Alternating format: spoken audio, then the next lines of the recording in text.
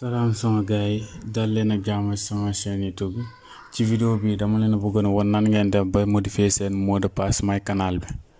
voilà par exemple fekkee dafa am ay utilisateurs yu bari yoo xam ne am nañ mot de passe voilà léegi mën ngeen ko modifier ba nga xam ne ñoom ñëpp ay déconnecté waat automatiquement nga xam ne voilà kenn du ci connecté waat ok léegi ñu dem ci application bi. voilà léegi interface yi ngeen am avec utilisateur yi nga xam ne ñoom ñoo ko li léegi nga dem ci utilisateur benn profil rek